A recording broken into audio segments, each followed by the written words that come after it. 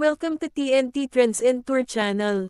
Ayon sa PhilStar ngayon, fights on, Pacquiao, Barrios overcome scales.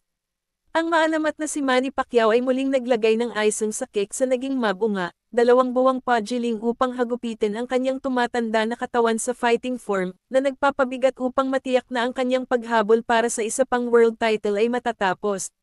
Ginawa ni Pacquiao noong Biyernes, Sabado oras sa Maynila, ang welterweight limit na 147 pounds, mukhang magandang makipaglaban kay Mario Barrios, na ang kampyonato ng World Boxing Council ay nasa linya sa susunod na araw dito sa MGM Grand Garden Arena. Kung talagang sulit ang bawat pagsusumikap ni Pacquiao sa pagsasanay ay malalaman ito sa Sabado ng Linggo sa Manila. Ang pagkatalo ay nangangahulugan na ito ay pagre-retiro para sa kabutihan para sa 46 na taong gulang na Filipino icon, na babalik pagkatapos umalis sa sport 4 na taon na ang nakalilipas, ang kanyang huling laban na nakakabigo na pagkatalo kay Yair Enes Ugas din sa lungsod na ito.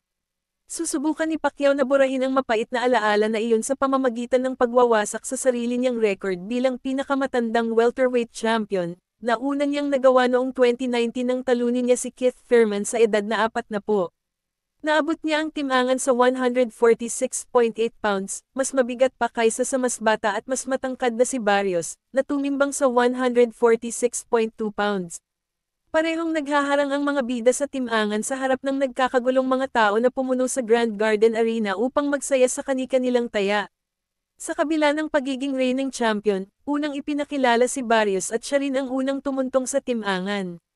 Malinaw na hindi niya iniisip na maging B-side sa promosyon na ito, na magiging pinakamalaking laban sa kanyang buhay sa ngayon.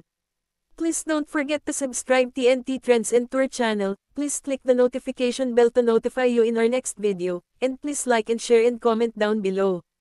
Thank you for watching.